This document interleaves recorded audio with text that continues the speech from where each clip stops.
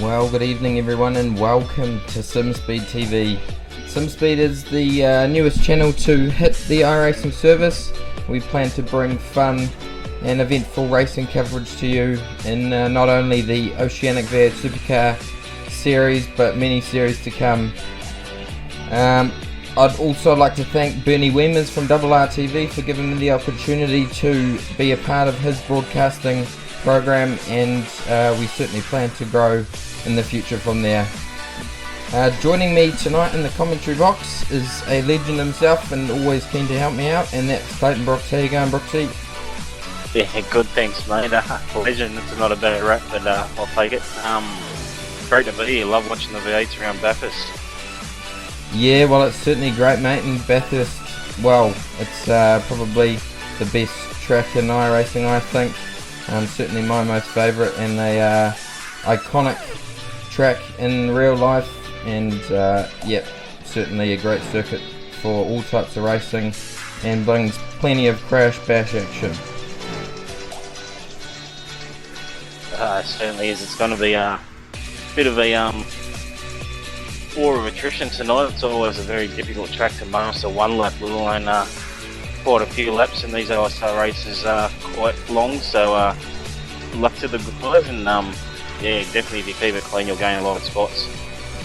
Yeah, well, you're exactly right, Brooksy, and we saw a great race last week at Spa.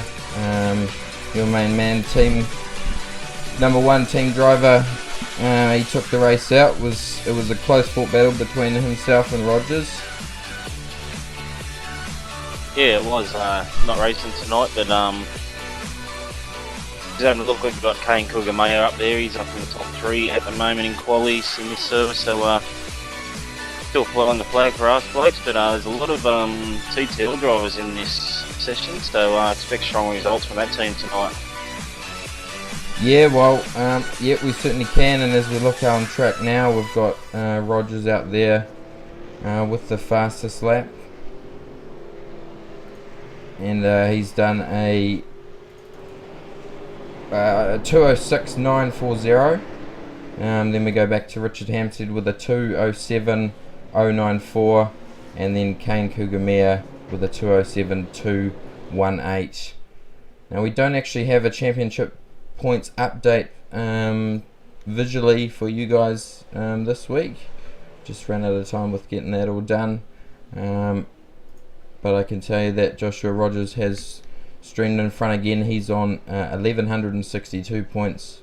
Michael Cracknell was on 1105, so still a good chance of a championship battle there between those two guys.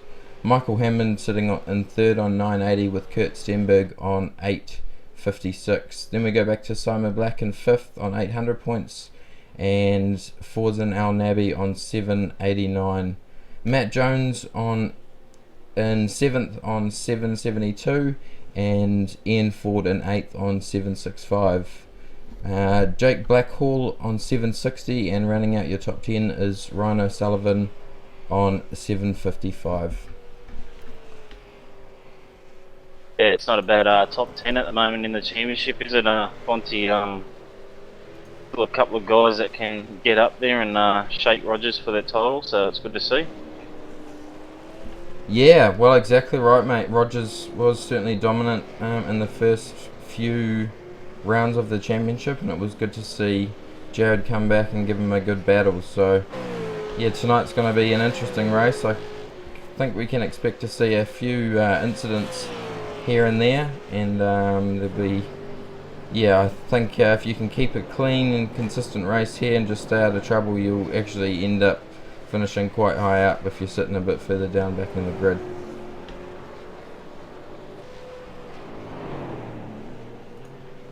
So as we look at the moment there on the overlay for the qualifying results, and as we can see, yes, Joshua Rogers still on pole with a 2:06.940, Hampstead in 2nd, Ian Ford in 3rd, Kugamaya in 4th, Jake Burton in 5th, Jake Maloney in 6th, Kurt Stenberg in 7th, Matthew Ross Munro in 8th, and Adam Ziltinger in 9th, and Brenton Hobson in 10th.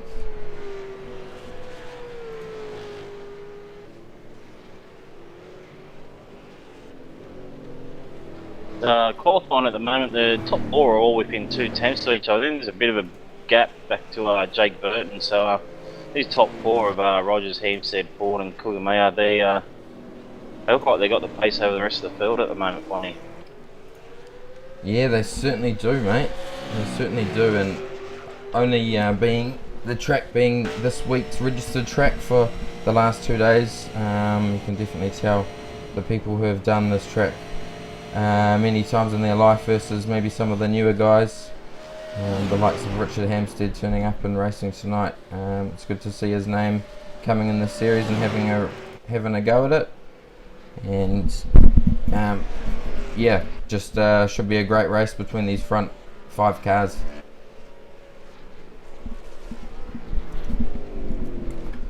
So have you had many opportunities to run around the V8 Supercar around this track, Brooksy?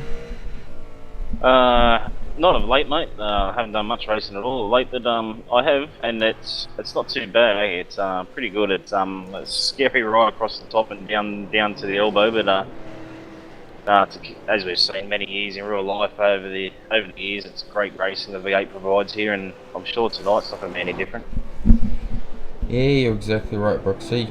And yeah, it's certainly a track that I'd love to go and race around myself in real life. It's an absolute icon in motorsport history, and we all certainly look forward to the V8 Supercar event here every year, and the other events like the Bathurst 12 Hour and other smaller things. They're building a go-kart track near this circuit in the near future, which will be quite exciting to see what events they run there. Yeah, they got definite plans for the precinct, which is good. Just having a look, we've only got 35 seconds left in this session, so quite a few guys trying to rush around to get in this last lap to get across the start-finish line. Out of the top blokes, Kane Kugamaya, he's heading up to Griffiths now up turn 2. He got on to his last lap. Just up in front of him, Richard Hampstead, he's actually going for a second fast lap. So I don't know how the tyres are going to handle it, because this session, track temp for 48 degrees, is pretty warm, so I don't know if you'll get much out of the tyres for a second lap. Yeah, he's certainly on the limit as we're riding on board with him now. So Hampstead, previous online V8 Supercars champion, took out the inaugural Premier Series last year. It was a definite shot towards the end of the Premier Series in 2015, so he's certainly one you cannot dismiss from the race, and sitting second on the grid, he'll be definitely one to watch in the race. Yeah, well, we saw a tremendous start from Jared last week off the line, and he managed to pick up 3 positions by the first turn, which certainly helped his endeavour to win the race. They've got Rogers just crossing the line now, and he doesn't improve his time, so I think that's everyone. Still a couple of guys, Matt Jones heading down Conrad Straight, Simon Black as well. Yes, Paul Garrell just finishing off his last lap there, and he's not going to advance any further up than 13th position.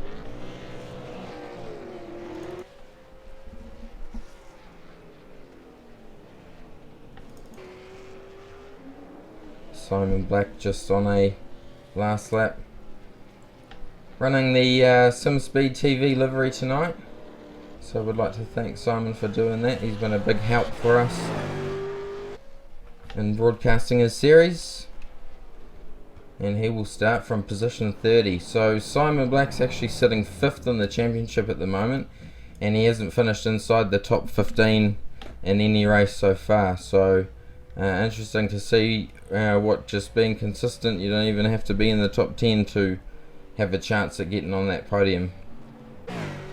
Yeah, no, you're right, and of course this series they reward clean drivers, and Simon's one of those. I remember battling for championships in this series and thinking I had it over him, but then he was picking up bonus points for not having any incidences throughout the race, so very clean driver, Simon, and that's why he's always sitting high in the championship. Yes, now as we just look at the final qualifying results for the top 10, we've got Rogers on pole, Hampstead on 2, Ian Ford on 3, Cougar on 4, Jake Burton on 5, Kurt Stenberg on 6. Good to see Kurt up there. He's been sitting a little bit further back down in his qualifying pace in previous events, so he's got to be happy with that 6th place there. Jake Maloney on 7, Matthew Ross Monroe on 8, Adam Zittinger on 9th, and Brenton Hobson on 10th. Of course, guys, these results may vary. There is another server going on with about 25 drivers in there doing quality as well, so yes, so we may even see a new pole sitter. Well, yes, you're exactly right, Brooksy. We may see a new pole sitter. These guys in our server are pretty fast, so hey, we could have had Jared turn up in the other server, chuck a couple of laps together, and he might put it on one. You never know. That would be a surprise, wouldn't it? But I can confirm he's out for dinner with his family tonight, so he won't be racing. But yeah, you never know. Madison Dow might be in the other server. Yeah, well, that'd be a name we'd certainly quite like to see.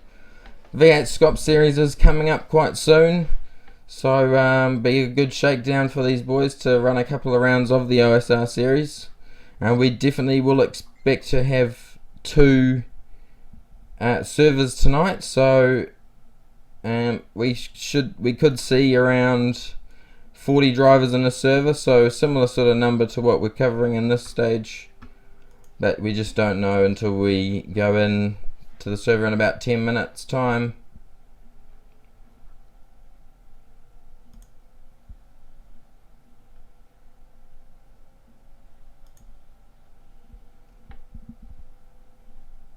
So we'll take a short little break now and leave you guys with some clips to watch, and we'll be back with the race server in about 10 minutes time.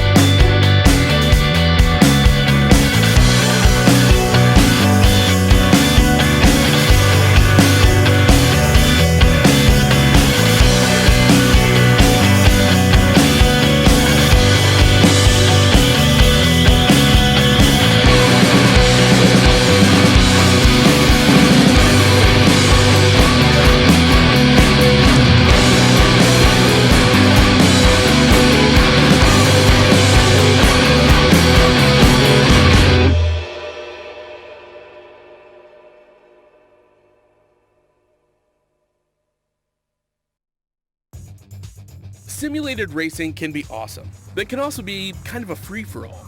Interestingly, auto racing faced the same problem in its earlier days. Whether it was on the back roads, the beaches, or the city streets, the racing was fun. But there was always a certain level of chaos and danger, until some folks came along and put some order to all of this. Stuff like official racetracks, regulations about weight and equipment, and enforcement of standards. That's what gave us high-speed excitement, fast-paced action, and photo finishes. That's when racing became racing. The guys over at iRacing.com have made the same transformation in the world of sim racing. Sure, they've got the most accurate tracks and realistic cars out there, but that's just the start. See, iRacing analyzes the performance and results of each driver in every race, so you can be sure you're always placed in races where the competition will be tight, and that those reckless drivers who ruin it for us all are kept in the pits. Not to mention that with over 45,000 active members already in their vast community, you can find races day and night, so you can always get in on the action. You can even join a league of your favorite series. And since updates are always automatic, you don't have to worry about software and can focus on the track. Zip up your fire suit and check out iRacing.com.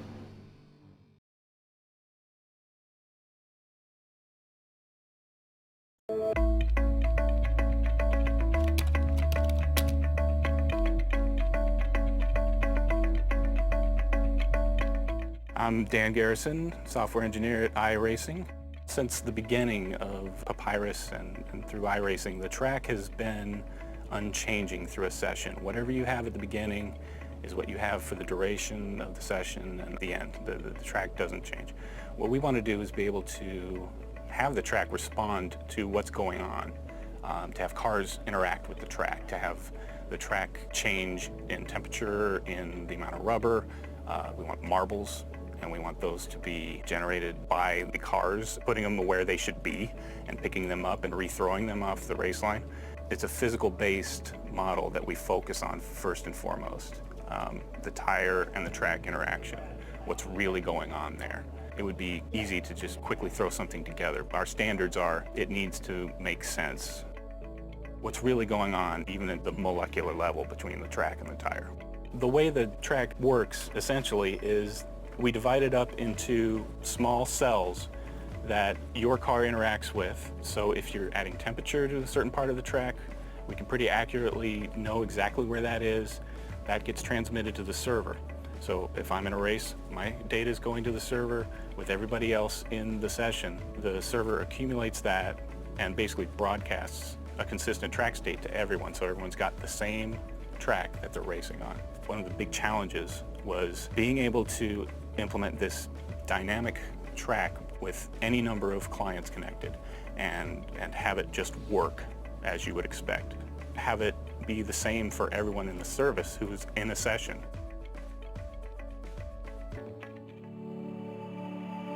So to kind of give a little bit of a preview of the state of things right now, I basically have run a number of laps at 5 flags with the effects exaggerated for demonstration purposes so that we can kind of immediately see what's going on with the track. Right here is basically the track at the beginning of the session.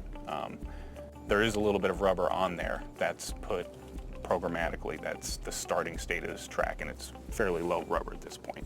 If we skip ahead to the end, I did about 30 laps, so at the very end you can kind of see all this darkened in right here. This is where I was running the car, so well, there you go.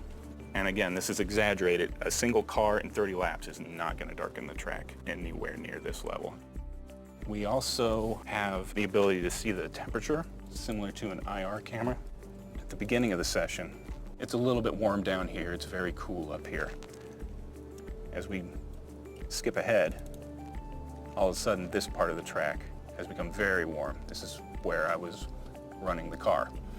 And we can also drag the little thumbnail and see the effect of time as the track cools off and returns back to its equilibrium state. Before we had fairly symmetrical tracks. Now, because the sun is shining at some angle, one side of the track might be particularly hot, and 180 degrees around the track is going to be significantly cooler because the sun isn't really pointing at that. So you're on a track where maybe you basically treated it as 2 equal halves. Now you need to adjust to that. With multiple cars over a long race, you're going to have to seek out where's the grip, where is it going, how is the track changing. It's going to require a much more intelligent approach to racing. You're going to have to be able to handle the track through the life of the race. So in addition to temperature and rubber, we're also spending a lot of time working with marbles, putting them on the track where they should be. Later in a race, you can expect there to be marbles offline, and so a pass might be a little more sketchy later in the race because you're going to have to go through part of the track that has accumulated some rubber. On the oval side, if you want to venture out into, say, the outside line and nobody's been there yet, you can expect to find marbles there. I expect that the track becoming dynamic means that during a race, temperature is going to go up significantly and the grip is going to respond negatively.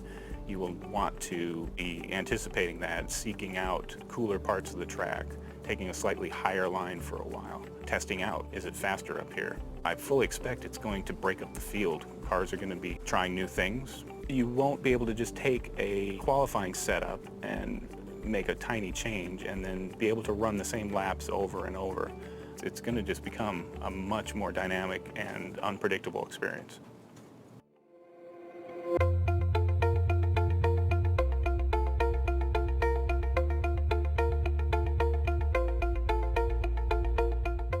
as significant as this first implementation is in creating a dynamic environment, it's really kind of just sets the foundation for even bigger and better things. We'll be able to handle day-night transitions and a moving sun and clouds coming in and have the track respond to that. We can look down the road and say, well, we'll want to do rain and have water on the track and have it move and have it dry according to where the tires are and how much temperature is there and how much is the sun shining. All these things that happen in a real race, we want to model them, and we are well on our way in being able to do something like that.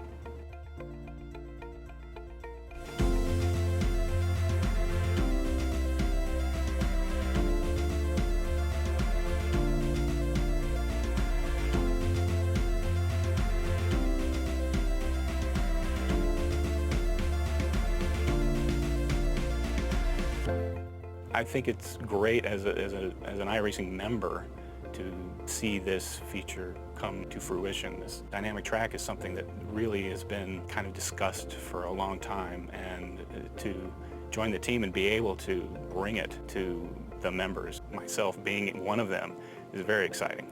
It's going to change the face of race sessions significantly and really improve the experience.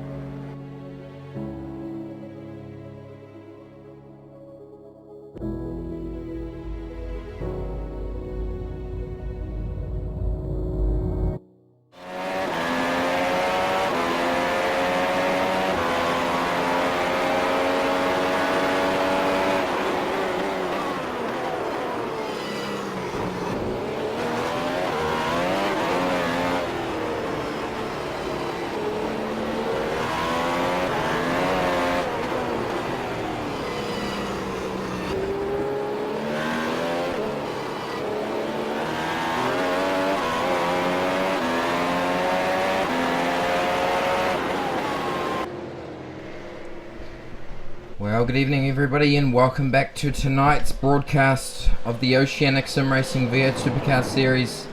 And tonight we are at the historic Mount Panorama Motor Racing Circuit, and what a great event to be at.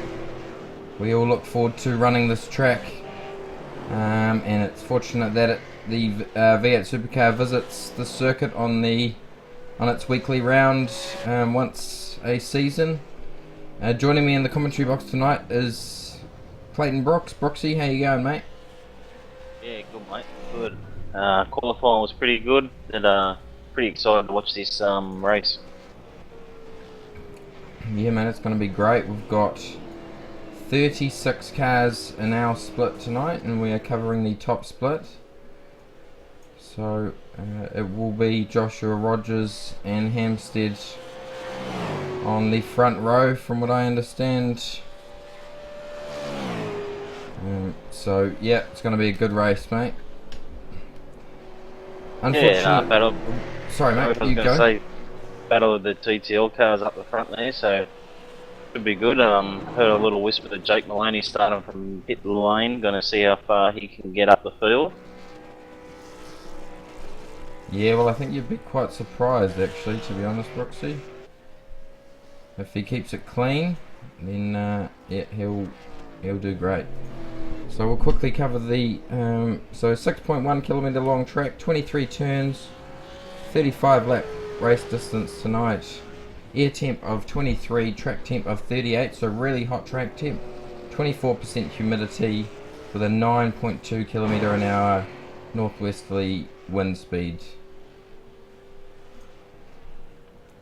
So as we just go finish there, we have to quickly read through the results. So we've got Joshua Rogers on 1, Richard Hampstead on 2, Ian Ford on 3 with Cougar Mayer on 4, Jake Burton on 5, Bo Cattell on 6, Kurt Stenberg on 7th, Jake Maloney on 8th. 9th will be Matthew Ross Munro, and Adam Zertinger is sitting in 10th. Yeah, and in 11th, we've got Brenton Hobson, Michael Cracknell 12th, Rhino Sullivan 13th, Matty Stratford in 14th, Paul Borrell 15th, 16th went to Peter Sadler, Robbie Tomei in 17th, 18th Scott Connors, Michael Harris in 19th, and 20th to Farzan El Nabi.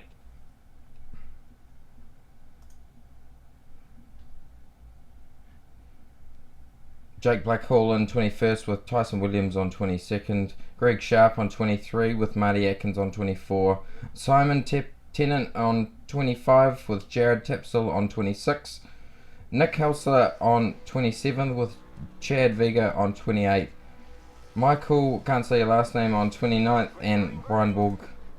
Oh, and the lights go green. Yeah, we're away. 35 laps of Bathurst. And it looks like Josh Rogers got a great start. Oh, his Hampstead's massively loose out of the first corner, and Ian Ford's going to have a good look at him here. Up into turn 2. Rogers got a good lead already. Yeah. Well, everyone's got through reasonably clean. We've got Bo Cattell sitting in there in 5th position, which is right behind Kagan Kudumea, who's managed to keep 4th position.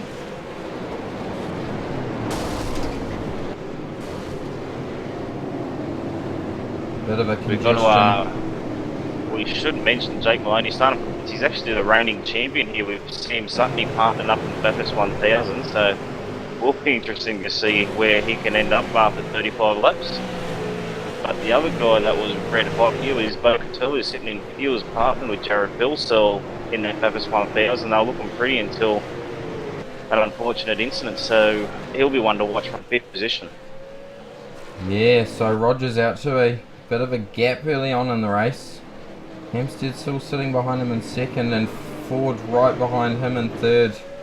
Cougar Mayer's just hanging on there in 4th, and Bo Cattell sitting in 5th. Jake Burton in 6th with Kurt Stenberg sitting in 7th. Matthew Ross Munro in 8th, and Brenton Hobson in 9th.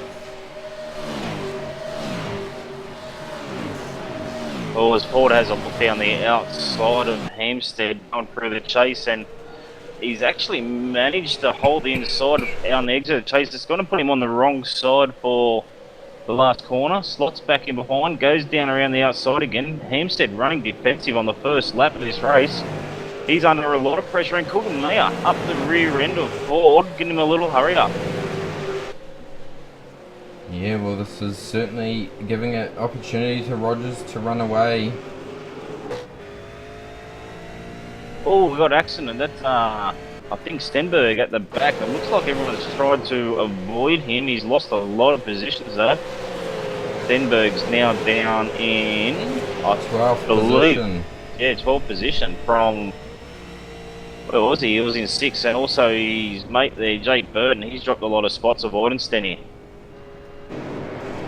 Now Jake Burton under a lot of pressure from Brenton Hobson. Brenton Hobson looks like he's got that job done out of turn 2.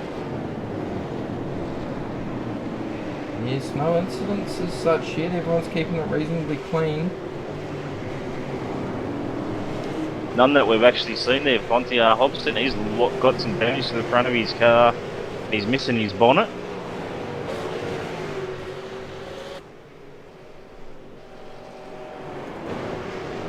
Yeah, well, such a hard circuit to pass on. I'd be surprised if we see half the field finish on the lead lap, to be honest, Brooksy. Just one mistake around this place and you're gone pretty much, so... Yeah. Most definitely. We got a lead from the podium positions.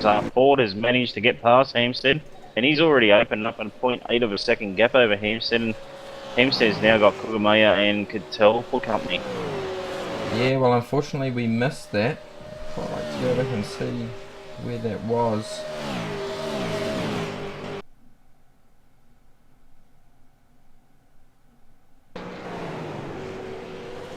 It'll be interesting now to see.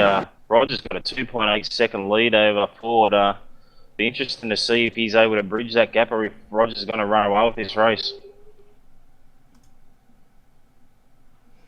Unfortunately, we're unable to go back that far. But yes, Rogers has certainly got a bit of a gap. He's 2.8 seconds in front of Ian Ford. Ford is a very good peddler around this place, so I wouldn't put him out of it. We do have a pit stop coming up, so that will always play a part in what will happen towards the end of the race. But yes, Rogers out to a decent gap in the first lap.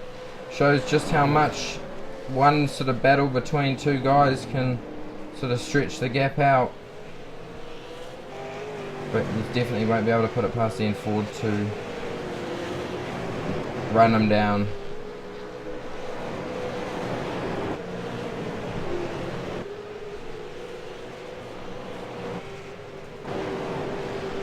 So Jake Stenberg, he's moved up to 11th as a car hits the wall right in front of him.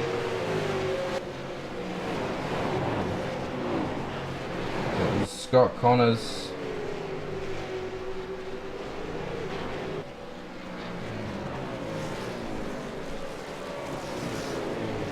Yes, then he's applying plenty of pressure to the rear end of Matty Stratford. Matty Stratford sideways going, headed down towards a dipper, and Stenny's going to try and have a look here. He thinks better of it. Oh, Stratford.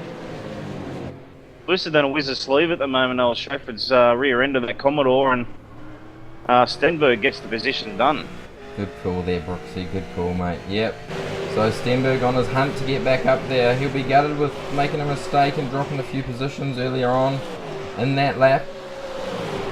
So we're now 3 laps into the race.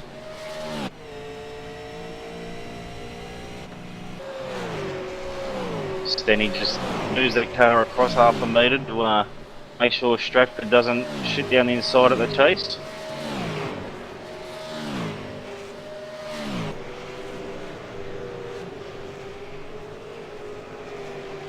Stratford's got a lot of company here. Jake Burton, Adam Ziepinger, Peter Sattler, Michael Harris, all behind to get into this top 10. These guys are all doing a terrific job. Oh, that's Stratford. Stratford's into the wall after turn 1. Not sure if he got a little hurry up there from anyone, but he's into the wall and he's back into pit lane already. Yeah, he'll be absolutely gutted about that. Yeah, he did it all on his own too. Finally, just got on the power a little too early on the exit of the corner and hit the back end around. Well, we're just going to see what happened there. Oh, he's jumped on the gas too early and he's slightly nudged it in there. Probably hasn't done too much damage. He could definitely continue his race, but I think he will possibly count himself out from this point on.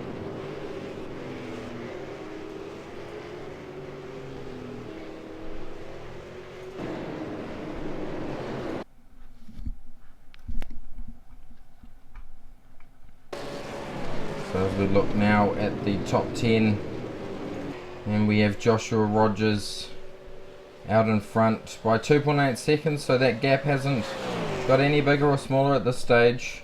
Then we got Richard Hampstead sitting in 3rd, Kane Kugamia sitting in 4th, with Bao Cattell in 5th.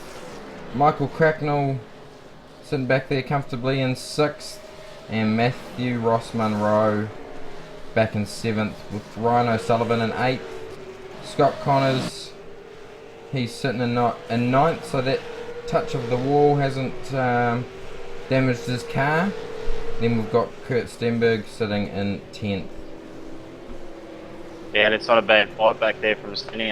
Dropped down to 12th or 13th. It was only a lap or two ago, so not a bad fight back there. And, I'd like to pay mention the top 5 drivers absolutely blitzing the rest of the field. There's a 5-second gap now from Cattell back to Cracknell. Cracknell's one of the guys we usually see up around the top 3, so maybe losing a little bit of pace this week at Bathurst.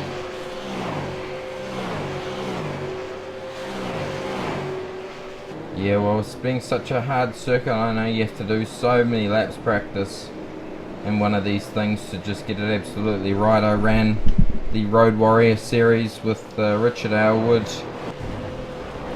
towards the end of last year, and yeah, such a physically demanding circuit, even sitting in a simulator, to run pair-to-pair with another driver and go through a whole race without touching the wall, you know, is certainly a bit of an achievement.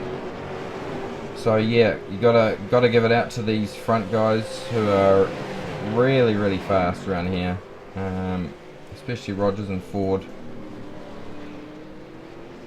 I'd like to mention Jake Maloney from dead last in the grid, starting from pit lane, so 36. He's up to 25th position, and he's doing quite well.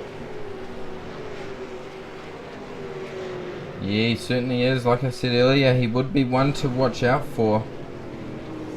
So yeah, we'll certainly see how he ends up. We'll just take a look at the gains for this race so far. So Michael Cracknell, he's gained 6 positions, and so has Ryan O'Sullivan. Scott Connors has jumped up 8. And the next biggest is Simon Tennant. He's sitting in 17th. He started 25th. Scott Stevens, he's sitting in 19th. He's gained 16 positions, so good effort from him so far.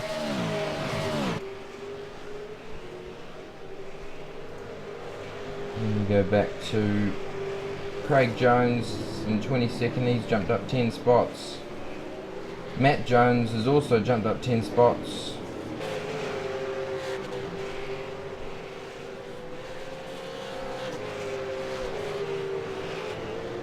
Jake Maloney, he is starting from pit lane, so his is actually showing that he's 16 spots down from his original starting position. So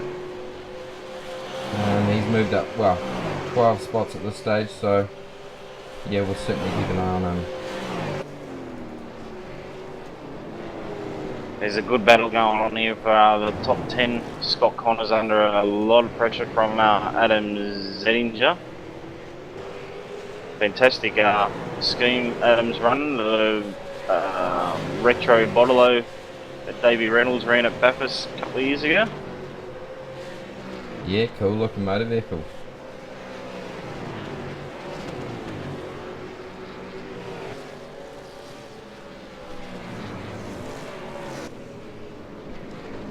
Such a great circuit. Coming down the hill through the dipper, you have to be so committed in one of these things and absolutely nail your braking points and touch the curbs exactly where you need to, as Scott Connors just runs wide there as they come down Conrod Straight now. Yeah, that's let Adam slip on by. So he'll inherit 10th position. Yeah, and making a mistake like that at Forest Elbow costs you so much by the end of the straight. You've got such a big run, but you can make it up in the braking zone, as Scott Connors has done that on Adam. So I'm sure that this battle for these two guys will shape up to be a good one. As we look back at the front now, Rogers at the already front there, Fonty. Ford is actually running Rogers down the last couple of laps, been a little quicker.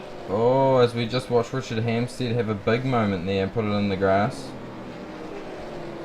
Just run back and see that replay.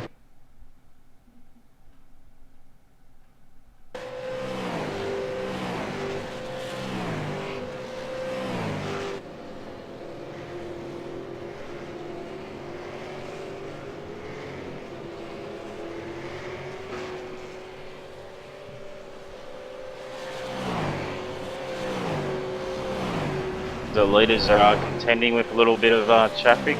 Jared Tapsell sitting in 34th position, trying to get out of their leader's way, but it is a difficult spot to do it across the top of the mountain. Oh, as he gets a little nudge from Hampstead, heading over from Skyline down towards the Dipper.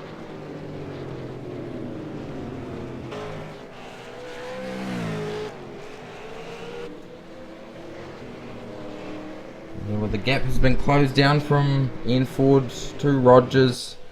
It's closed up to 2.3 seconds now. 2.3 seconds, so Ford's on the hunt. This race certainly isn't over yet. The battle for fourth position's raging with Bocatel swerving all over the track, looking for a way past Kugamaya. Looks down the inside. Late braking by the pair of them, yeah.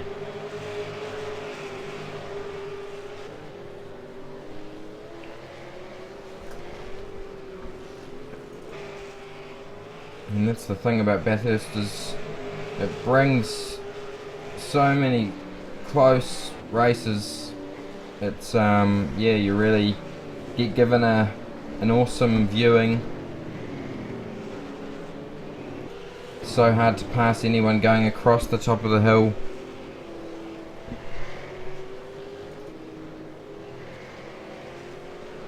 Got bunches of 2 or 3 cars forming all over the spot. I'm really excited to see if Ford can get onto Rogers here. He's just taken a couple of attempts every lap out of Rogers, so hopefully he can keep that up and we're going to see a great battle for the win.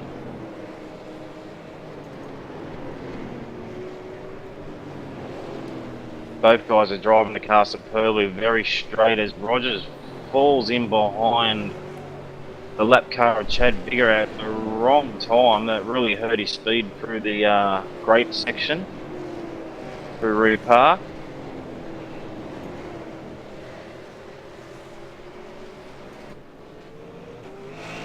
Yeah, so the gap at 1.7 now. Ford possibly going to get held up here a little bit. Not too much, because he will get the run. Chad Bigger. Chad Bigger chops down the nose of Ford. Ford wouldn't be liking that too much. No, well, it's opened the gap up to 3 seconds now. So he will not be happy. All that hard work that he's put in. But we do have a long race still to go. 8 laps through 35. And Ford's on a hunt. Kugamir still holding off Bocatel there. Their little battle was shaping up to be a good one. Kurt Stenberg's moved back up to 8th position, so good little drive from him so far. He has his sights set in front of him on Ryan O'Sullivan. Yeah, I think something's must have happened to Jake Burton on this lap. He's lost the position to... Oh, he's just there. He's lost another position there to Connors as Jake Burton heads towards the pit lane. Yeah, it's pretty damaged up car, got no rear wing. So he's probably wanting to get a fresh one.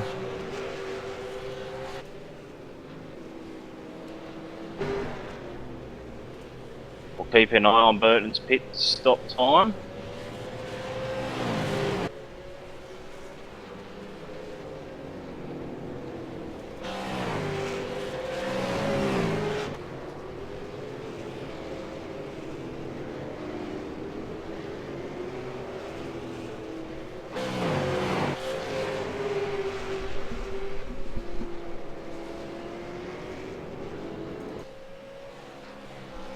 Looks like a lengthy pit stop there from Burton, 19 seconds. So Ford has closed that gap back to Rogers again. Just going to ride on board with Ford.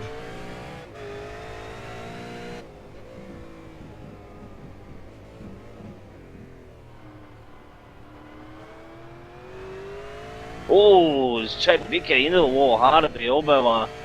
Hampstead gave him a little tap and it's just sent Vicker straight into the wall. There was no way Vicker was going to chop down the nose of Hampstead there. He showed him who was boss, and Yeah, I think him Vigor made a just broke a little bit too early for what Hampstead was expecting.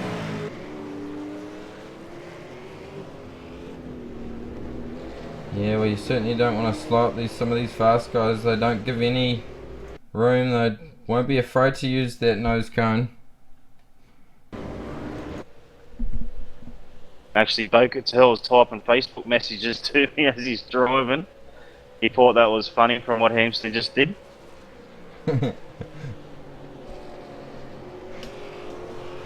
Oh, Rogers not feeling these rear tyres. He's all over the show, and Ford's catching him at a great rate of knots.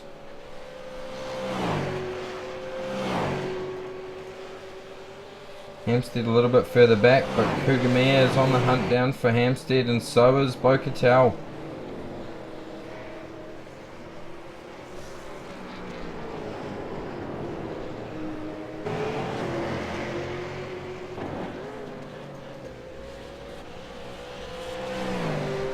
So Jake Maloney up to 17th position at this stage. So good little drive from him so far, keeping it clean as I said earlier. Will get you definitely further up the field than you expect.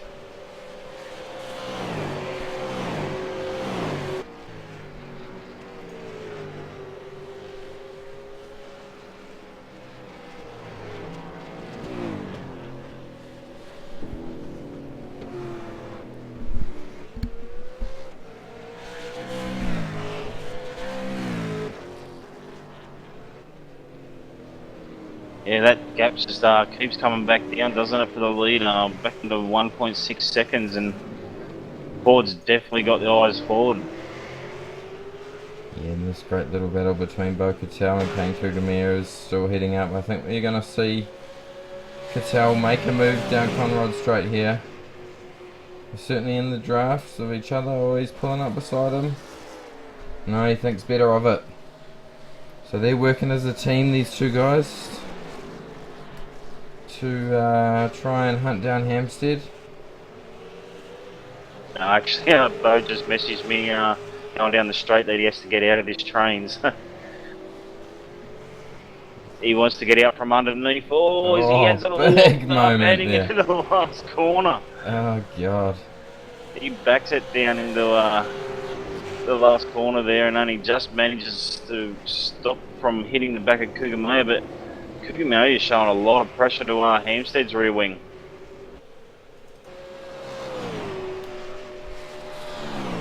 Yeah, it certainly is. We'll keep an eye on this battle. But as much as these guys are battling, they're still managing to pull a couple of attempts each lap over Big Cracknell, sitting in 6th position.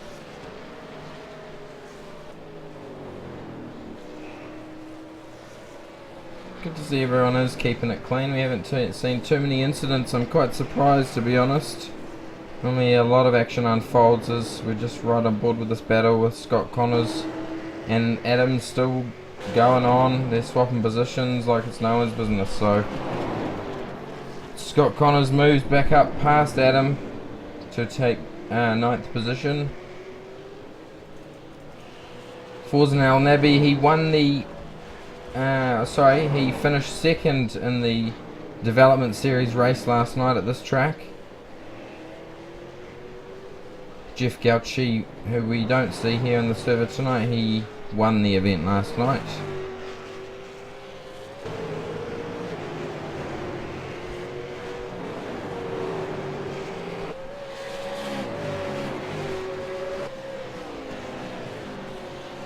So I can't take my eyes off this battle for 4th and 5th. That Hampstead's had an absolute blinder across the top of the mountain and gapped Kane by a full second. Bocatel still cannot find a way past Cougamere. We've seen that every week in this OSR series. Cougamere's car seems very slippery on the straights through the air, doesn't it, Bonnie? Yeah, you're exactly right. He's been very consistent. He's looking to make a move now. No, he's going into the pit, so he's going to try and jump him. Could play out a smart move, providing he takes all the right fuel. So we'll definitely keep an eye on that. Yeah, the couple of guys that have been in pit lane, they've been very varying times. They've been stationary in the pit lane, so keep an eye on Bo-Katan. We should get some sort of read on exactly how long the pit stops will be playing out tonight. Yeah, we've just got our pit stops window open, Brooksy, and a few people have taken a stop so far. So we're up to now on 20 seconds past the stop. So 21 seconds for Bo-Katan. So can that play a part in him getting past Richard Hampstead and Kane Kugamere to finish on the podium? We'll keep an eye on that for sure. So this gap from Ian Ford to Rogers, that's closed up to 1.3 seconds. So neither of them making huge ground on each other. But yeah, anything is possible as pit stops will play a big part in this.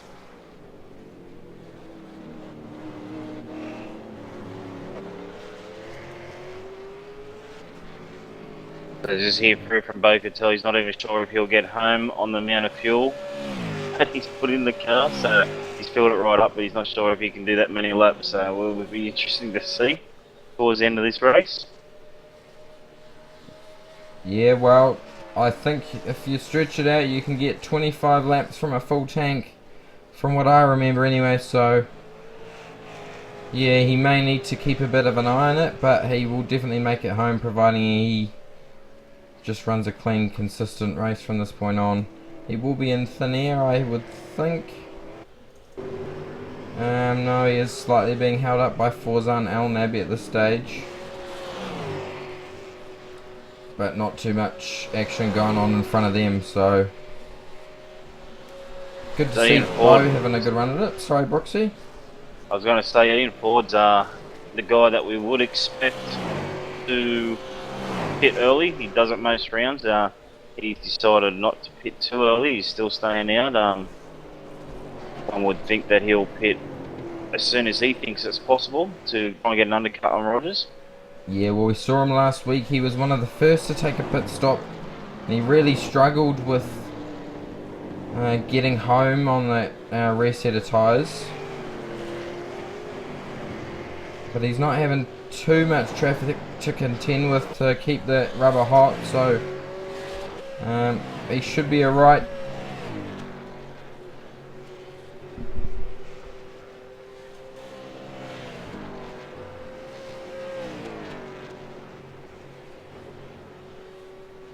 Keeping an eye on Catel's lap times. He's just gotten past El Nabi.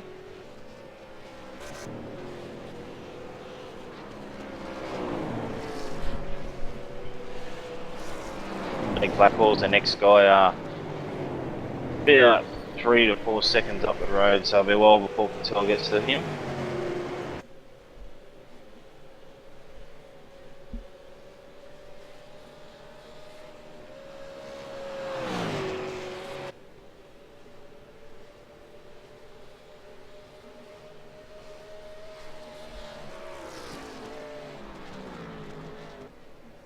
A couple of retirements to note, Dave Oliver, Jake Burton, Matthew Ross Munro, Matty Stratford have all retired, and also Tyson Williams never took the grid as his internet played up and is unable to get in, so their retirement so far from the race.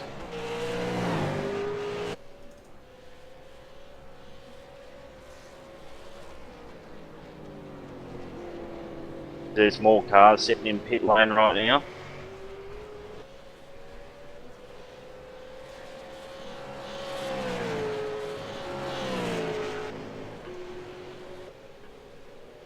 Yeah, Matthew Ross Munro, not too sure what happened to him. He must have hit the wall. We were following him. He was sitting in about 8th or 9th position there, so he would be definitely disappointed with his result.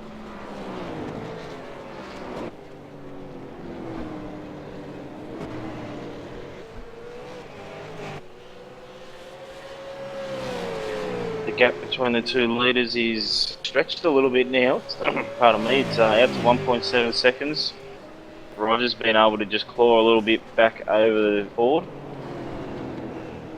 Rogers, the last two laps, actually dropped back down into the 206s.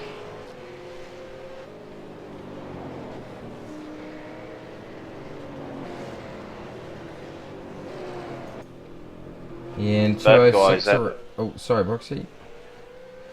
Going to mention finally, both guys at the front doing very consistent lap times. They're either doing low 207s or high 206s. Yeah, and if you want to win races, you certainly need to be consistent. Especially around 35 laps around this place.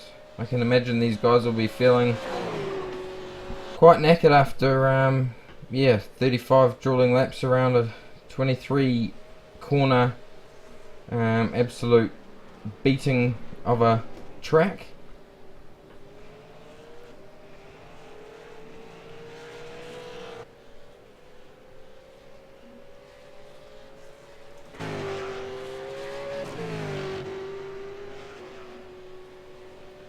So Adam Zertinger, he managed to get past Scott Connors again, and he's pulled a little bit of a gap from him, so maybe a mistake from Connors a lap or so back.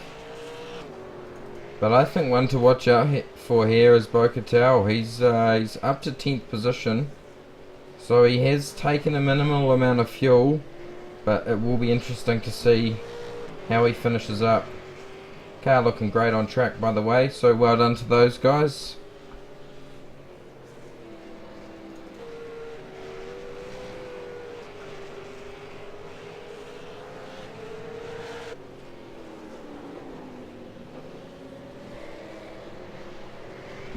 As we're looking at Greg Sharp and Scott Stevens having a red hot little battle there. Stevens holding up Sharp. Sharp had to go on the outside coming into the last turn. Nice little battle shaping up for them. Brian Borg also in the mix behind them. He's sitting in 15th position at the moment.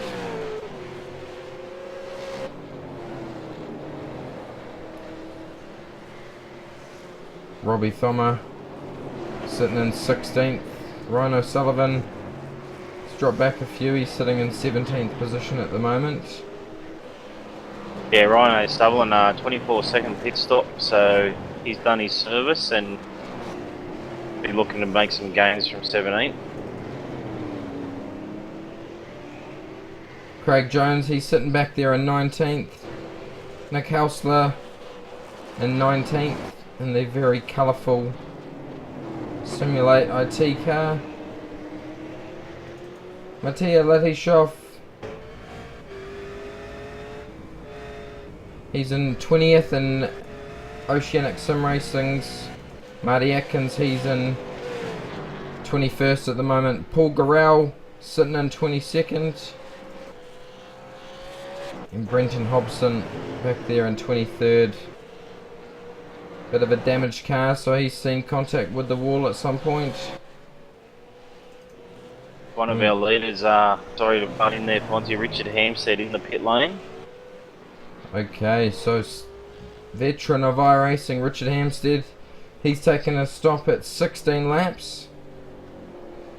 So 19 to go now for him. So it'll be interesting to see how far he drops back. Where's Bo-Katal at this stage? He's just going around, so Bo-Katal is going to go past Richard Hampstead. Yeah, and by quite a long margin too. Richard Hampstead, a massive stop, 28.5 seconds over Tell's 21 second pretty much. That's a huge difference. I'm not sure what's happened with Hampstead's stop. And Hampstead quits the race. Oh, there you go. He was disappointed with his stop. He knew that he made a mistake and he's just given up from this point. So good to see him out and having a run in the series. But had the wrong guy on the fueling for tonight and put too much fuel in, I think.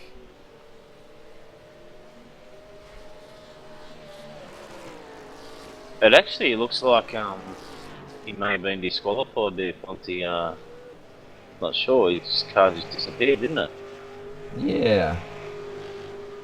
He hasn't actually left the server yet, so not quite sure what happened to Hamster there. So Ian Ford dives into the pits now.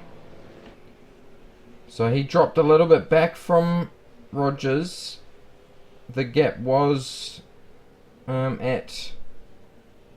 Oh no, he's caught back up in the pit lane. So separated by 1.7 seconds at this stage. So it'll be interesting to see how these guys stop play out. We're going to stay focused on them, because this is the battle for the lead of the race. Yeah, I think we'll see Ford short fill this and try and get out in front of Rogers. Track position is king around Bathurst. Yes, so who can make it out first? My bet's on Ford.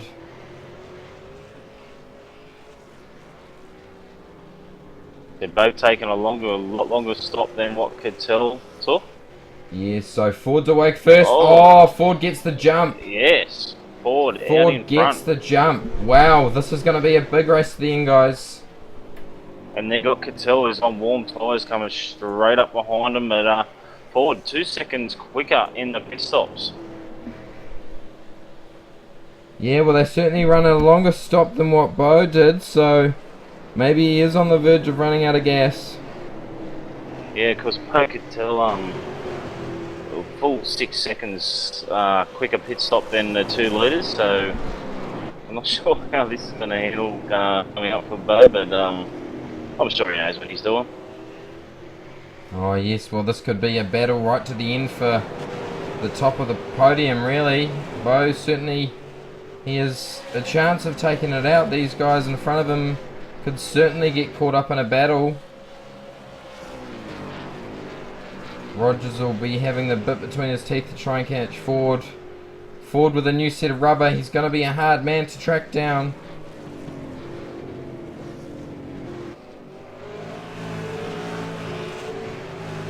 These guys running on the absolute limit here.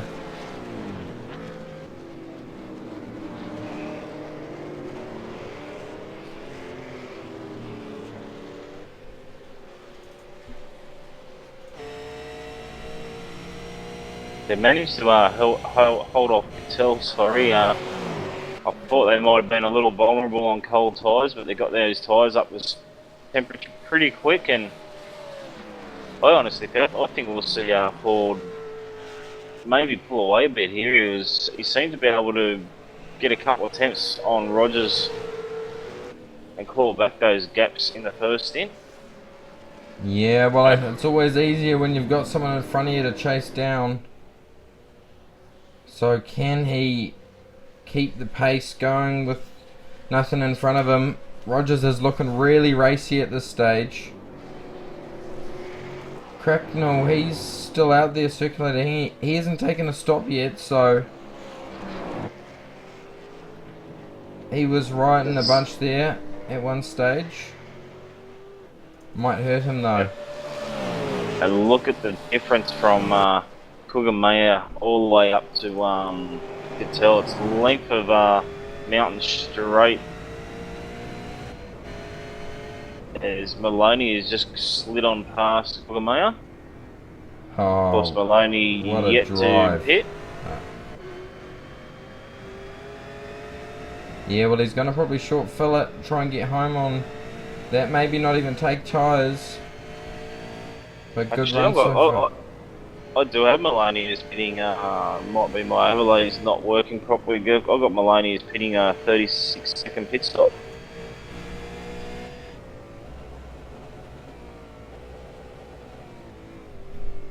Yeah, I've got no time for Maloney at this stage, Brooksy. Both him and Cracknell, no time for them yet, so I don't think we've seen him in the pit as of yet, as we're just taking a lap, running over the hill with Joshua Rogers, trying to chase down Ian Ford.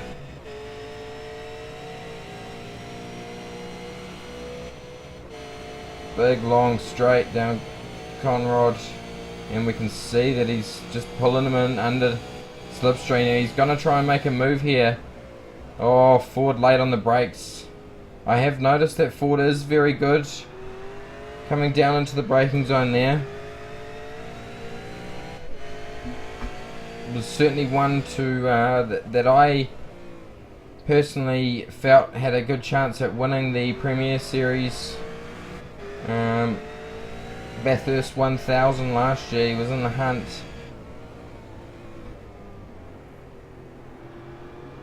Yeah, he definitely was. He actually had a hard whip. I think his screens went Yes. all black on him. Yeah, well, I certainly had my money on him to win the event. He was very fast. So this battle between these two is... Oh, Roger's now taking a look up the inside. Is he going to make it stick? Ford's going to just give it to him there.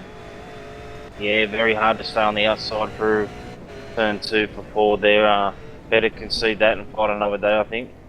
Yes, as they come through the cutting now. Big run up over the hill through Reed Park.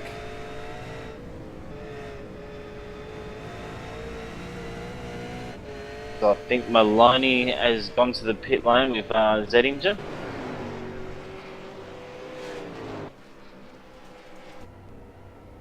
Maloney in the pits and he's out again, so he's sitting in 14th position at the moment.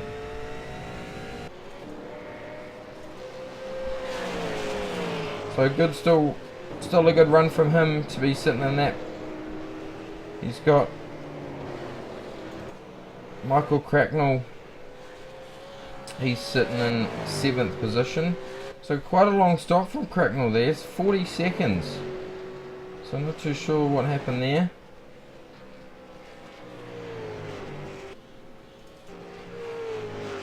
Yeah, it's definitely a long stop, a lot longer than anyone else. Of course, quickest stop so far is still Bocatel, but we're yet to see if he can make it all the way to the end. Yeah, so Bocatel unable to hold on to those guys at the front. It is a pretty big ask. As I was saying before, those front two certainly no slouches in these V8 supercars.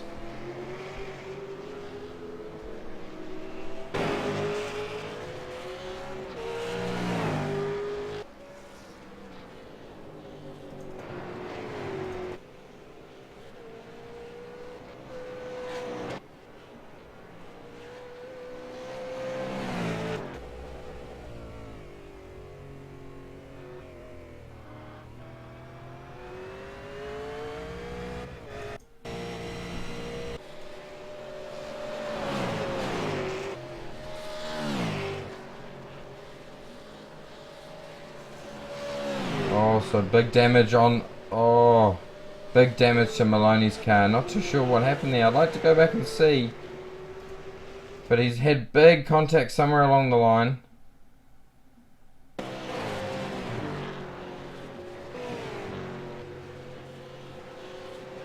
Yeah, he had a lot of damage to that car before he arrived at the chase. Yeah, I'm just running back to see what happened there.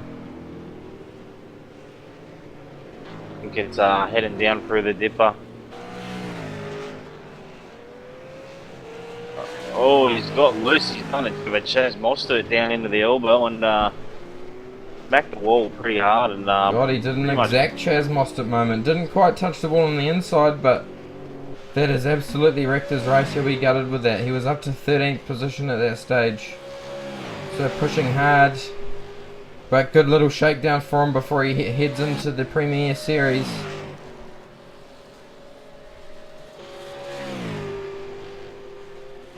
So as we look at the top 10, we've got Rogers out in front. Ian Ford is not letting him go. He's 0.6 of a second behind. Sitting in second. Bocatel, he's in third. And Kugamiya in fourth, running his own race. Ryan O'Sullivan, he's moved up quite decent position. I think he's sitting in fifth, so he stopped early. It'll be interesting to see if he can hold off Stenberg, who has had a blinder of a comeback race to finish, to be running in sixth. Cracknell, he's sitting in seventh.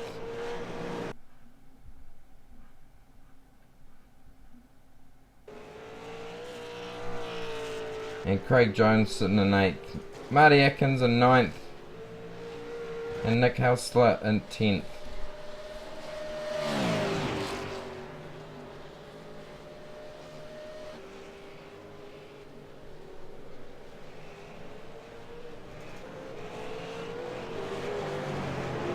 So Rogers has managed to pull out a slight gap from Ford. He's 0.9 of a second in front of him. He's got some good pace, this young fella, Rogers Italia. He's going to be one to watch out for this year in Premier Series. Last week we saw him give an absolute blinder of a race alongside Jared Filsell, and they fought it out right to the end. And in this race he's certainly giving us some decent racing to watch and giving Ian Ford a run for his money for this race. So he's pulled out a half a second gap within a lap, so if we see this consistency go, the race is going to be definitely run away by.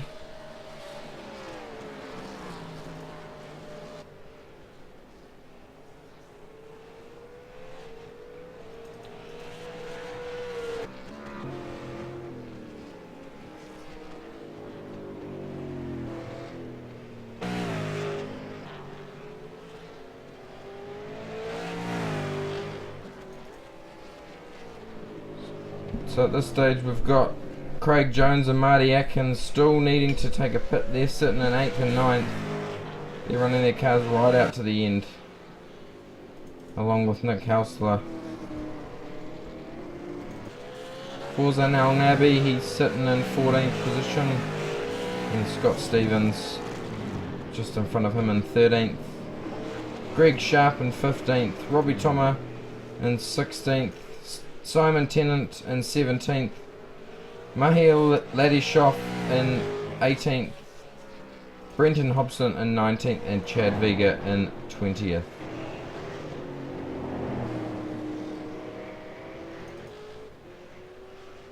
So Jake Maloney sitting in pit lane there, he'll be absolutely gutted.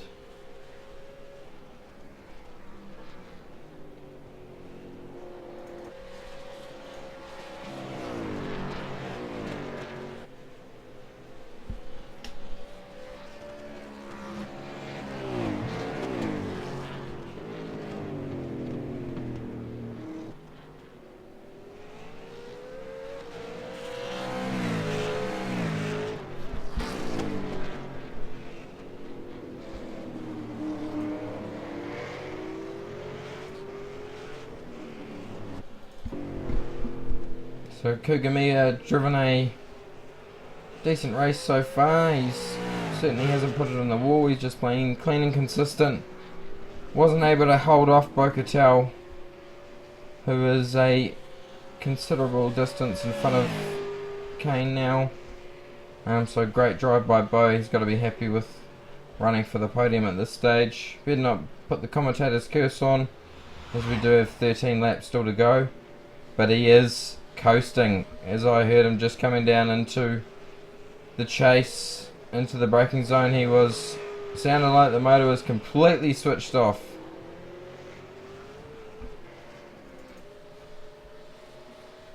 Ryan O'Sullivan and Kurt Stenberg having a good battle here. Kurt looking up the inside,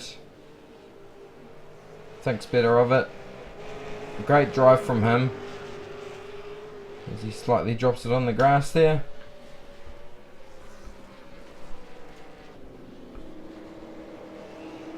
Sorry mate, back. Had one of my kids needed some attention. That's absolutely fine, Brooksy. No problems at all, my friend. I did receive a message from Bo-Katel. He's only got like two laps or something to fuel left, so I don't think we're going to see him make it to the end. Oh, that's disappointing. I was just commenting while you were gone, Brooksy, that as he was coming down Conrad Straight into the chase, he sounded like the motor was turned off. I couldn't hear anything. It was just a rolling car. So he's got to be disappointed about that, but that will bring Kugamiya up and to from 4th to 3rd. If Cattell runs out of gas, he's going to need to take a pit, so we can pretty much fair to say that he is going to not make it, as we're just running on board with him, and he is literally rolling down to the dipper. to try and save gas. So good drive by him, but his 21-second stop wasn't quite enough to bring it home for him. So I can take your attention back to the battle for 5th and 6th at the moment. Stenberg all over the back of O'Sullivan. Been a good drive from O'Sullivan so far. I haven't really mentioned him too much for the ERA team. Currently holding on to 5th position, but he's getting a lot of pressure from Stenberg. Yeah, Stenberg has had a lot of pace.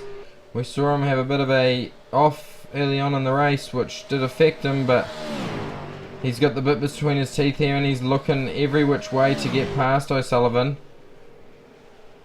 It's all over the back of the nose cone of him, as we're going to jump on board and take a ride with these guys for a bit.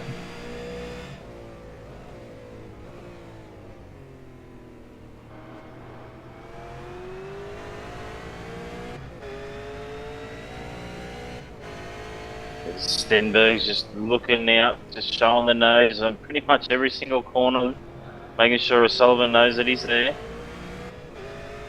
Yeah, we could see if they both get a good run up here into Griffin's Bend. Definitely a good spot to make a move on. O'Sullivan trying to shake him.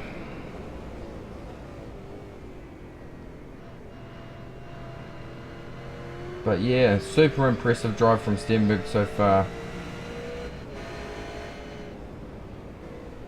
Yeah, it certainly has, considering that he was back in around 13th position after an incident in the opening laps. Oh, is he sideways? Oh, big moment there, yes. We're putting the commentator's curse on him there, Brooksy. I just might take off him for a minute. I'd like to see him finish up here well.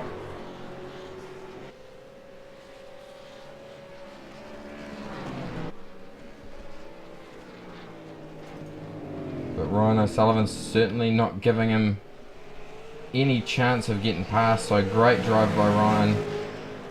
We've seen him sitting in the mix there of sort of top 10 positions, so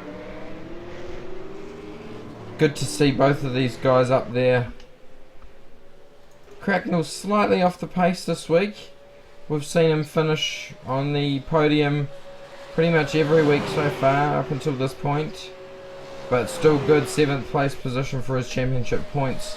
It will allow Rogers to get out in front just a little bit, but we still have a few more rounds to go, so anything is possible. Oh, Stenberg, I can't take my eyes off this battle. Stenberg's right there. O'Sullivan, he's still 11 laps out from the finish and he's running defensive. I don't know how long you can run defensive at Bathurst. Stenberg's got the over and under on him this time around and he's going to get the job done down in the turn 1. Oh, as O'Sullivan carries a lot of momentum. Contact! Oh, great little racing. Good on you, boys. O'Sullivan carried a heap of momentum around the outside. He did, and this is putting Michael Cracknell in the mix now. If these guys continue to battle like this, we can soon see Cracknell catch back up to these guys, so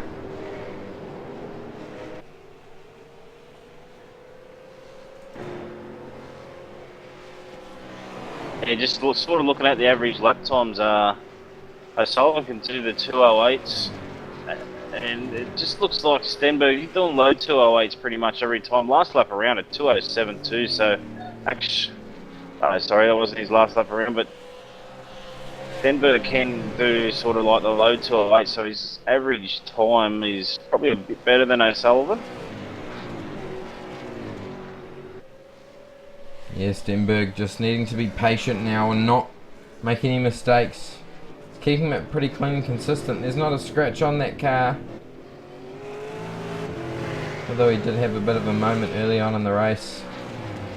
But these guys are on the absolute limit. And Cracknell's on the charge down behind them.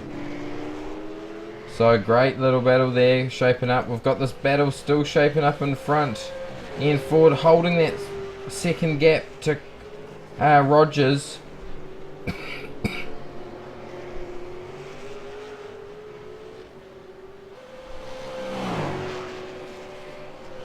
Oh, here comes a give over chase. It's huge, high speed in there.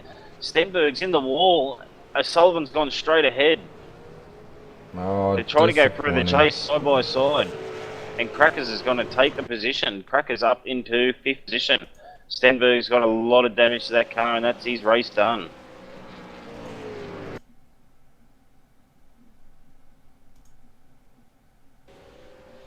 Yeah, the guys tried to go side by side into the chase, just couldn't get it done. It looks like Stenberg's come off the worst with a severely bent car. Yeah, well, disappointing for both of these guys, really. I guess it all comes with experience, but yeah, not many times you can go. Oh, big contact for Stenberg. Not too bad for O'Sullivan. He's gonna get away pretty lightly unscathed, but Cracknell will go past into 5th position. So disappointing result from Stenberg, considering he had such great pace through the race. Oh, as O'Sullivan has a big moment there. So O'Sullivan got a little bit of damage possibly by the look of things.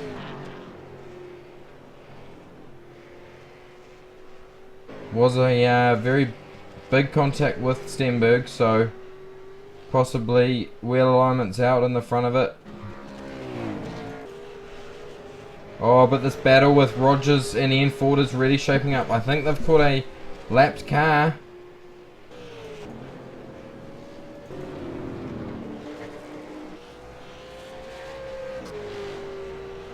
Yeah, this is what we wanted to see. 9 laps to go in this race. A battle for the lead, and Ian Ford is all over the back of Rogers now.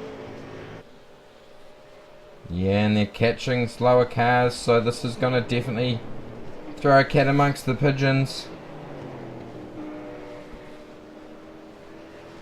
Yeah, they're coming up on, pardon me, they're coming up on Nick Hausler for the simulated team, running around in 16th position. So it's been a great drive by these two. They've lapped more than half the field.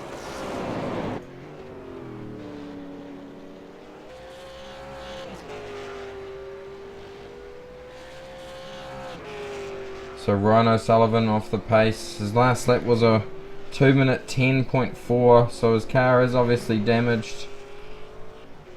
There is a bit of a gap back to 7th, Adam Ziltinger.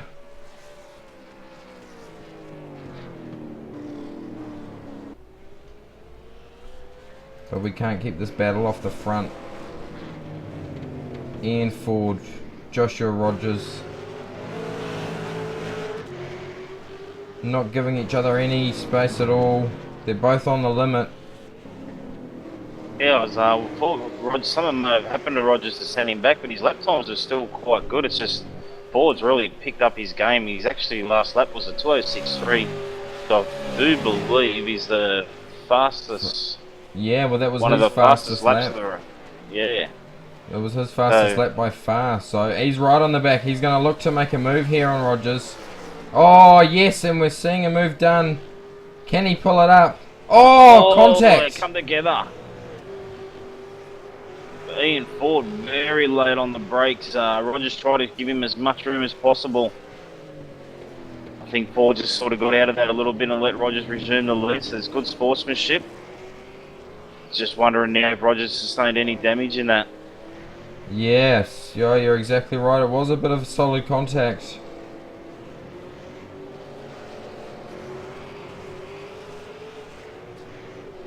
We won't notice really till they come over the hill, and then it might be all too late if there is a slight bit of damage. That's where they're going to lose it. Transferring the weight, there's so much speed, so much G-force. When you've got slight damage to your car, you may not feel it down the straight until you're absolutely throwing the car in its maximal potential. Rogers looking a little bit sideways there. But that could just be the condition of his rubber.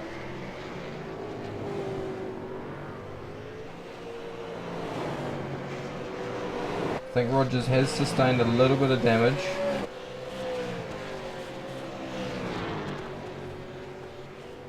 Ford's definitely got the eyes on, hasn't he? You can see this win.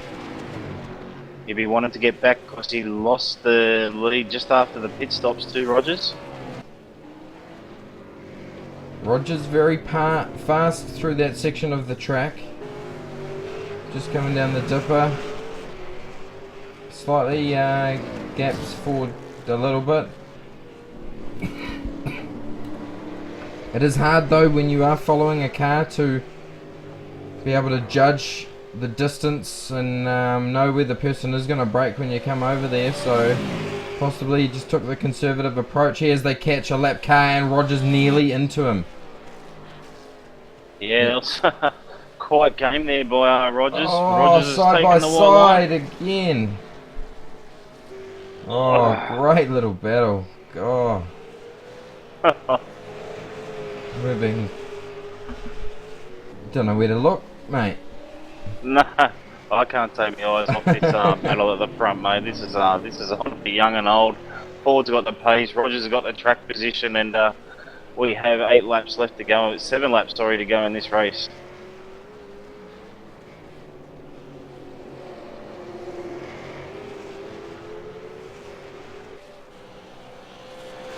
So Bo-Catel still managing to sit there. I don't know how he hasn't run out of fuel yet.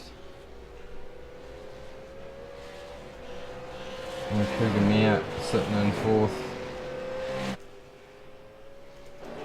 Rogers just continues to place the car, making it very difficult for Ford. This is where Ford's got to show a bit of maturity and be able to use some patience and find the gap, because he keeps putting the pressure on like this, and Rogers is bound to make a mistake somewhere.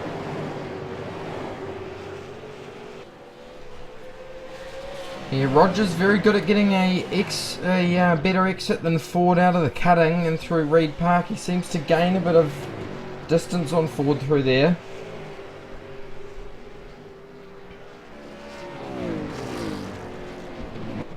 These guys on the absolute edge. As Rogers slightly puts the rear end out, but doesn't look to be too much damage on these guys' cars. Yeah, you're right. Every lap, Rogers seems to open up that little bit of a gap up through the cutting in Reed Park, but then you get to this section of the track and Ford's all over the back of him and all the way back up the mountain straight. Yeah, and we're just riding on board with Ford as he's making a move up the inside. Oh, great racing with these guys. Rogers not giving him anything on this track. Making that car as absolute wide as possible. This will be frustrating Ford. But he just needs to keep... Oh, as he's looking up the inside. Oh, just showing his nose. Given the opportunity here to Rogers to make a little bit of a gap. But this is a great little battle. I can't take my eyes off it. Pair of these guys are on their absolute limit at the moment. There's not an inch left of that track where they can't use, or there's not an inch left in the braking zones.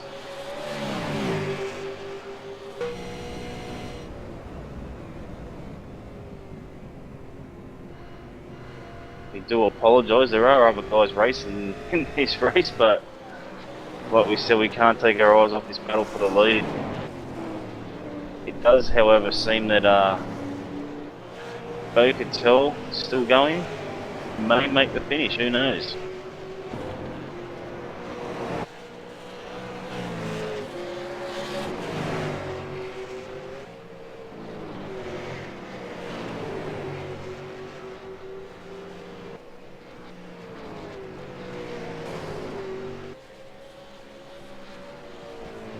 Well, these guys are catching lapped cars. That's Mihail Ladishov. So, oh, and he's letting them go. So, wise decision. Good sportsman like there.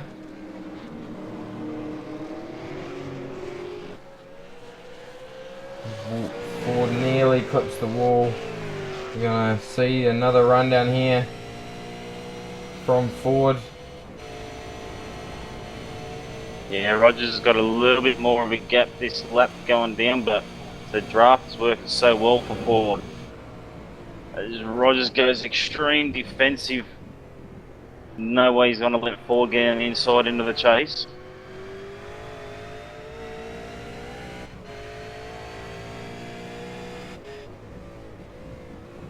Because these two guys got around 22-second lead over Cattell, so they can battle all they like. They don't have any pressure coming from behind. We'll just take a little bit of a break to look a bit further back. So we've got Bo Cattell sitting in third, Cougamere slightly catching him in fourth. Cattell obviously fuel save mode. Then we go back to Cracknell in fifth. Ryan O'Sullivan got a slightly damaged car. He's nursing that home in sixth. Adam Zittinger is in seventh with Michael Harris in eighth. Forzan El Nabi in ninth and Greg Sharp in 10th. Yeah, that's not a bad battle either for the back end of this top 10. Greg Sharp been trying for a few laps now to get past El Nabi. El Nabi, as I was saying earlier, finished second on the podium last night into the OSR development series, so he's a new guy to V8 Supercar online racing. As we look back at this battle in the front, and these guys are giving it their all.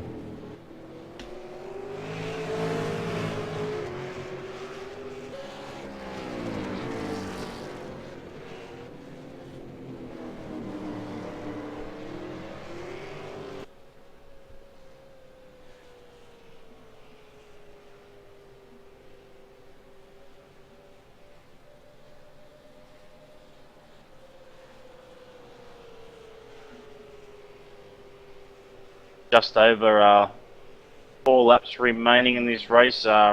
Rogers still running defensive down into the chase. He's not going to give Ford any sniff of the inside line. I think that it's only going to take one time for Ford to get that nose down the inside of the chase, and he'll get that job done.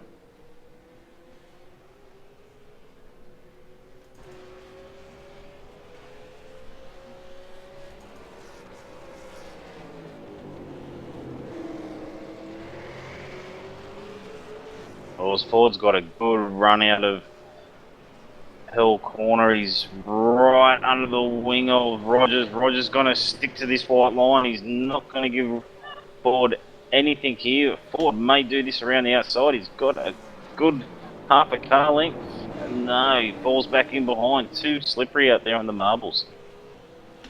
Yes, and that's certainly one thing that iRacing has implemented in recent times is dynamic tracks. So if you saw the ad break earlier, the dynamic tracks are now released, and yeah, it's certainly you run off the racing line and there's no grip on that outside of that track. So as you saw there, Ford tried to go around the outside but no grip and had to back in behind and take second place.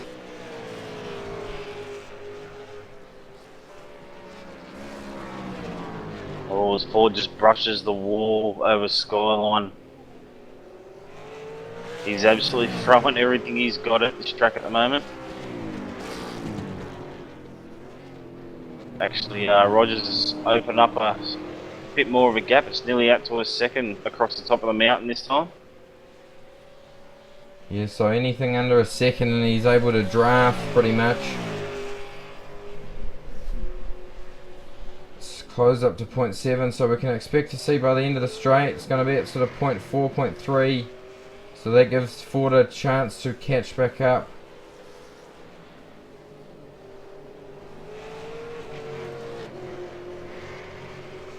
Rogers got through the chase very well there and got the power down nice and early. He's keeping that car as straight as possible off the exits.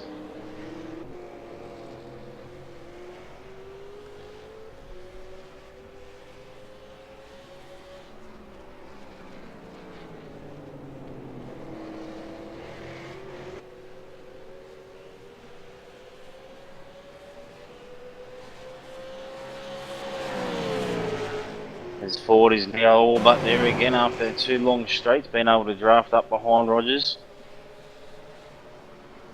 Won't have a look this time around. 3 laps to go in this race. No, he's got to be wise when he's going to look at make this move. He's got to do it well. I would guess probably down Conrod Straight. If he gets a good enough run out there, he can pull up. And if he can get side by side early enough, he'll have the run down into the chase, into the braking zone.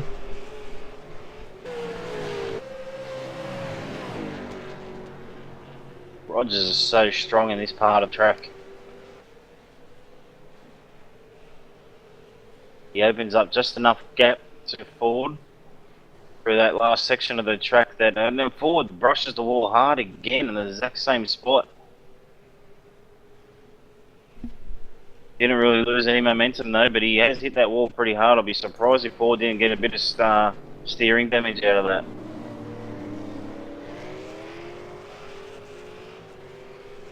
Ford gets out of the elbow nice and straight, got the car turned early. Yeah, so the gap's at 0.6 now, so we can expect to see this close right up by the end of the straight.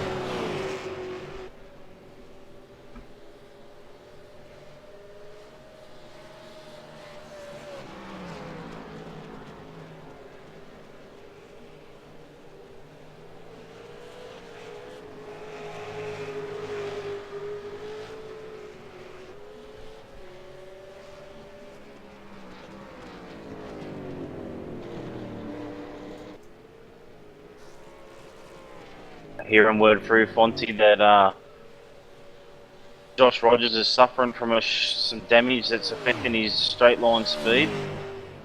He's got 2 laps to go to keep Ian Ford out. Oh wow, that's disappointing for him.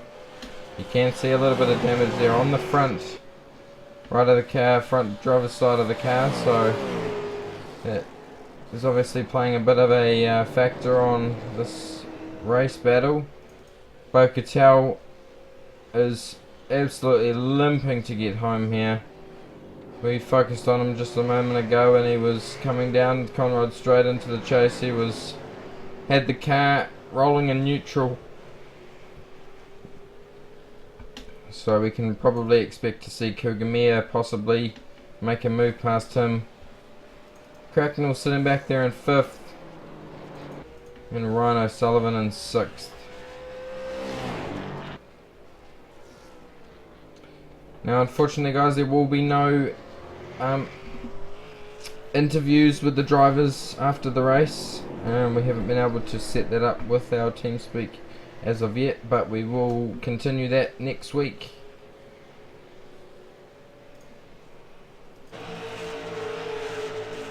I was just watching, I'm not sure if you had the broadcast on it up at the great. Josh Rogers hit that front right where he's already got the damage, hit the front right on the wall pretty hard, so... Just watching a battle here with Greg Sharp, Fawzan El Nabi and Scott Stevens. 3 wide coming down into our corner. These guys getting it done. Getting back to your comment earlier, Brooksy, no, I didn't actually see him touch the wall. But yeah, Ford's going to want to make a move very soon.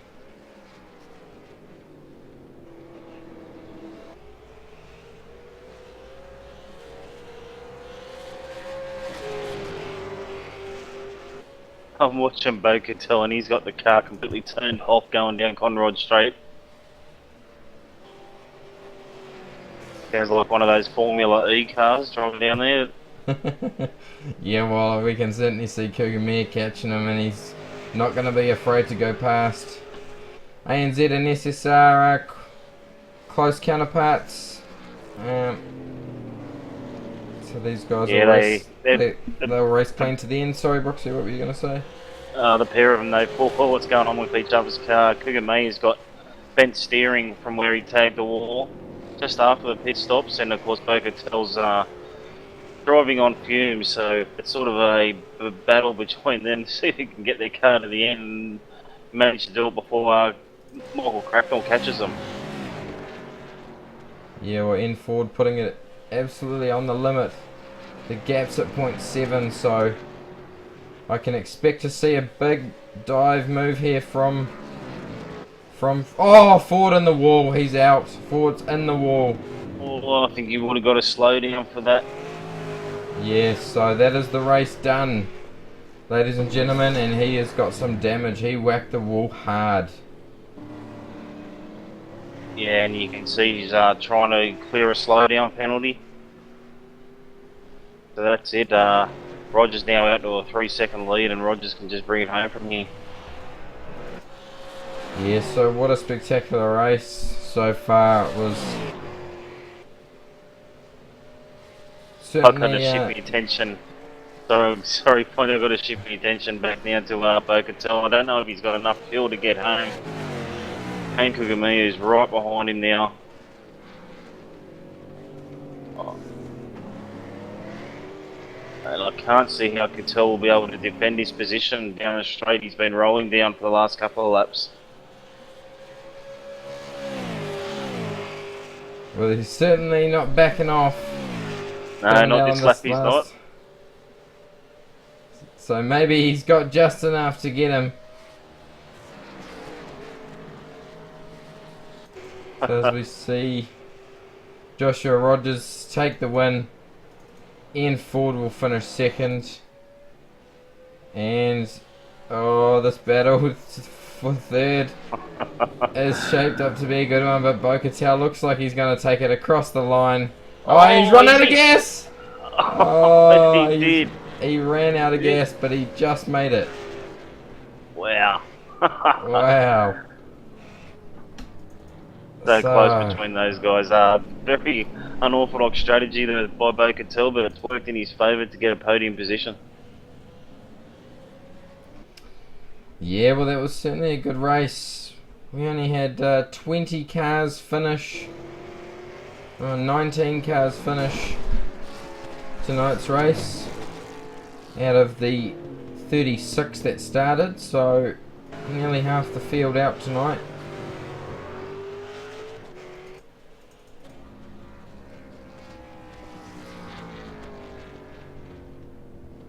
They've got guys completing their race. Craig James will be the last guy, on the lead lap.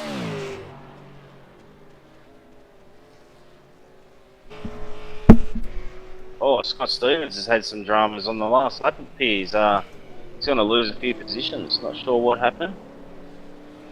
He was sitting behind El Nabi, going out of the chase.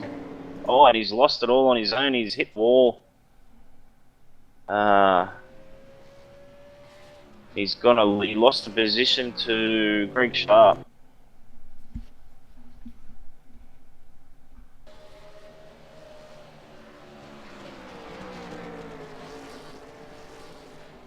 Yeah, so good battle to the end between those two guys. He slightly jumped on the gas early. Oh, manages to keep it off the wall, but lost a whole lot of positions. So good race by all. That was a good race, wasn't it? That was a fantastic battle at the end from Ford and Rogers and Kugamiya and Cattell.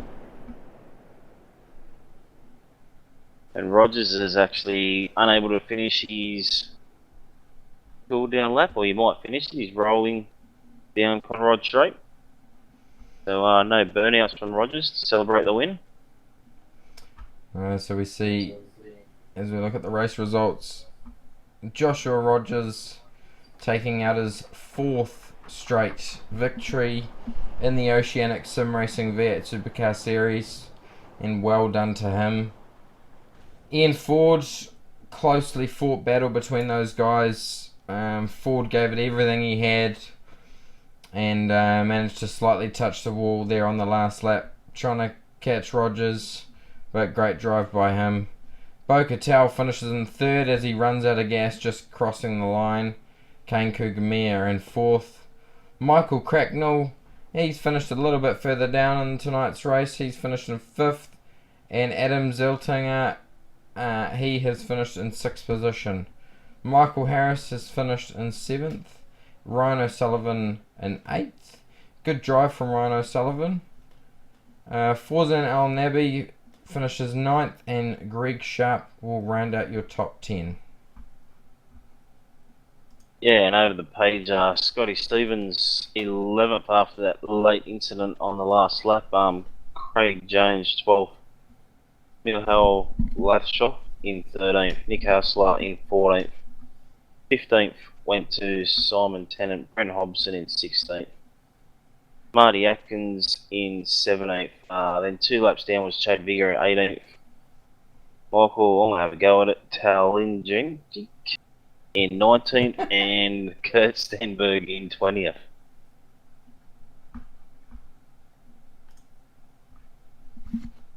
Okay, over the page in 21st, Robbie Tomer. He finished 14 laps down on 21st. Scott Connors in 22nd. Jake Maloney in 23rd, with Paul Grell in 24th.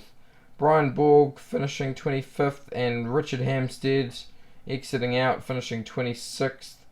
Matt Jones on 27th, and Jake Blackhall on 28th. Jared Tapsil on 29th, and Daniel Trim on 30th.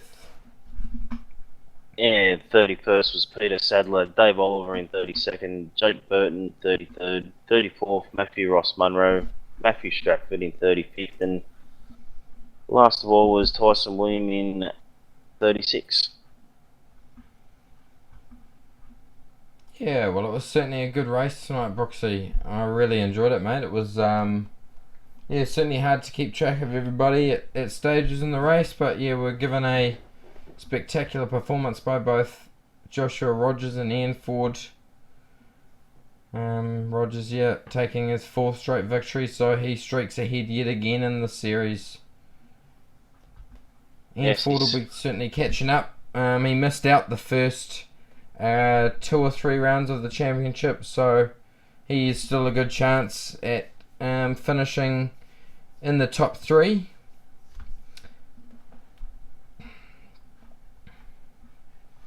So what did you take of tonight's race, Brooksy?